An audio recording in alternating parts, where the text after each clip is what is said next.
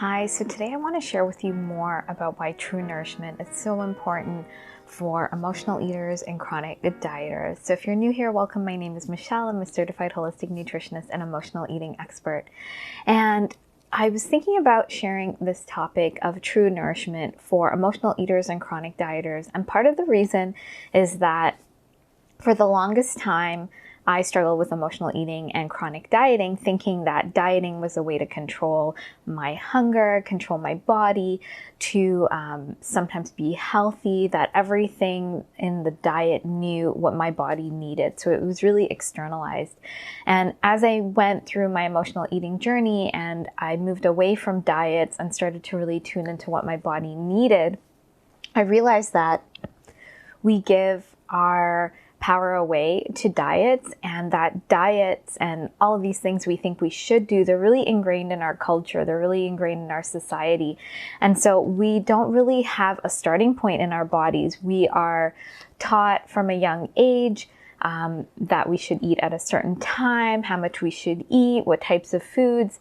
And these things are sort of passed along. And especially if you're an emotional eater and you're using food to cope with your emotions, and then you have even, sort of this compounded relationship with food. And so today I wanted to share more about true nourishment. So this is sort of moving away from the noise of the dieting world and really coming back to your body. Of course, when I work with clients, I have a structure that we flow from, but it's all about connecting you back to your body and knowing when you need to eat, being really strategic about digestion and the foods that you're eating. But it's not a diet. It's not something external to you. You're always asking inwards to yourself. And so this is the way I teach clients to start truly nourishing themselves, because what I find is that after we've been doing so many diets for so long, and we've been, in our culture and society saying we should eat this, we shouldn't eat that, that we don't know how to truly nourish our bodies. We don't even know what that looks like. So I want to share with you what that might look like and some new perspectives you can take in and start implementing yourself. So true nourishment, the way I describe true nourishment, or how I teach it along with strategic digestion.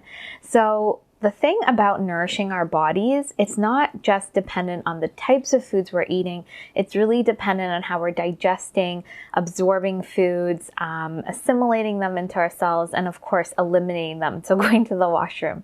So with true nourishment and strategic digestion, they come together. So we're nourishing our bodies. We're putting in really amazing foods, but we're making sure they digest. And what I do with clients is there is a sort of a structure that we flow from. So there are certain foods, and they're going to be, mostly fruits and vegetables that are going to digest really well in our body in combination with other whole foods. But the way it's structured in my program is that we are eating in a way where we're optimizing digestion. And so that means that we are making sure that when we start off, we are truly hungry versus emotionally hungry.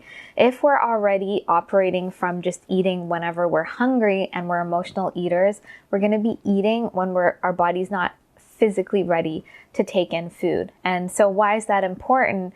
We need our body to be in digestion mode because we have all these enzymes and acids in our stomach that get primed and ready when we're ready to eat, to break down our food further after we've chewed it, of course. And so if we're emotionally eating, our body is not really hungry physically. And so all of those things are missing, and it creates digestive distress in the body, which then impacts our digestion. It impacts there's the gut-brain axis. It impacts our brain and it impacts our mood. And then we get into this sort of crazy thing. So we want to really start off with truly nourishing the body and making sure we're digesting food. So starting off with true hunger is super important. The second thing is we want to look at the types of foods we're eating, are they agreeing with our body? Are we feeling light after a meal? Do we feel like energized after a meal, or we're feeling sort of sluggish? And so what I do with clients is I incorporate different digestive principles, food combining, and just making sure they're digesting their foods and just optimizing the way a meal looks. So there are certain proportions to a meal in order for it to be satisfying to our hunger on multiple levels. So you want a meal that's satisfying to you on a physical level, so it's physically filling your stomach, energetically, so it has enough calories, it has enough micronutrients, and it tastes amazing. So a meal that's optimized for that is going to really satiate you and make you feel really good. So you don't want to, if you kind of miss those proportions and you're eating a meal that doesn't have, enough calories, let's say you might be eating a large amount of vegetables, you're not going to feel satisfied. So you want to make sure that meal is portioned correctly. And so that is something that's so important with truly nourishing yourself. So you're looking at, is it digesting well? Are you truly hungry? And is there an abundance of food as well? And are you satisfying hunger on those multiple levels? And so this is something that diets do not emphasize. They don't talk about you feeling satisfied. If anything, they're restricting you. And even clients that I give them leeway to eat an abundance of food, they still are at the back of their head thinking about portions and that I need a smaller plate. And it's really liberating when I say to them, if you're eating in the way that I teach in my program, you can just you just eat until you actually feel satisfied. You don't have to worry about, I'm eating too much. You're really starting to tune into your body might need more food, and that's okay. There's nothing bad that's going to happen. And that's what we've been trained to think, that something bad's going to happen if we eat too much. I'm not saying go out and eat whatever you want. You have to really learn about your body and structure meals according to how you digest food, so that your meal is going to satisfy you and nourish your body.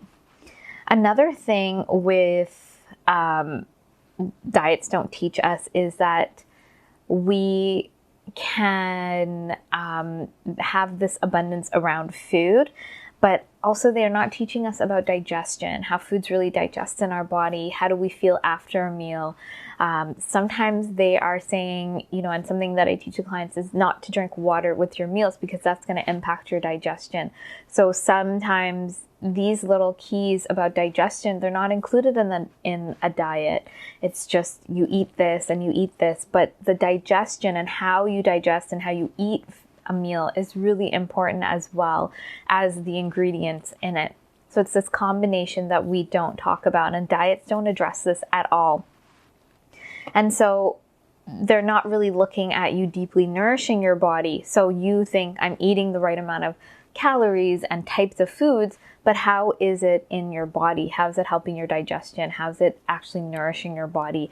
And do you feel energized after you've eaten it? So another big thing with diets is that they are energetically not sufficient, in that we are on the search for calories and our brain goes into sort of this fight or flight mode, survival mode, and we're chronically sort of looking out for food because we keep limiting the amount of food we're having or the portions of foods we're having, and so our body's not being deeply nourished. And so that leads to binges. That can lead to binges where you're so sort of depleted, your body, you can't even think about what you're eating and you just start binging and eating, which is a little bit different than emotional eating. They're both kind of connected, but how I'm going to distinguish it is that if you're starving your brain, then of course you're going to want to eat more later in the day or have binges more regularly because you're not giving yourself enough food. And so there are also the emotional aspects. Once you start really truly nourishing your body, and this is why this is the first phase of my program, once you start really deeply nourishing your body, then you can get into the emotions underneath. If you are just going to food when you know you've eaten well and taken care of your body, because we don't want to start looking at emotions when we're not even nourishing our body. We don't have that essential foundation. And so it's a little tricky because of course you're going to be have moments of emotional eating, but overall, if you have a solid foundation in your body that you're nourishing yourself, you're going to be better able to handle emotions that are under your emotional eating. Because as emotional eaters, we use food to cope with our emotions and we don't actually feel and process through them. And so by nourishing our body, what we're actually doing is building up the strength of our body to process through those emotions, because emotions live in our body.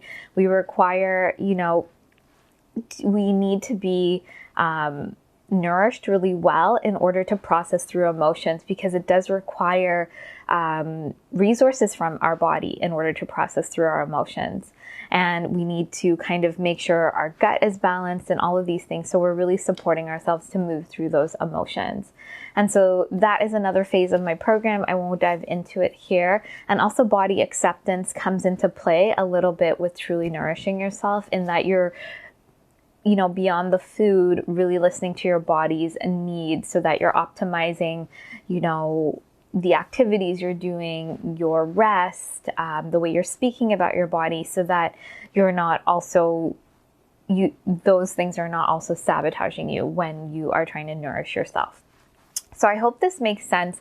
I sort of just wanted to contrast dieting with true nourishment and why true nourishment is so important. And I feel it's not as much talked about when we are looking at emotional eating, that it's sort of just sometimes programs just dive into the emotions, but I really believe in a holistic approach. And this was what helped me move past my emotional eating, when I could nourish my body and then I could dive into really honoring my body's needs and then moving through the emotions and then other lifestyle factors to just take care of myself and have that self-care.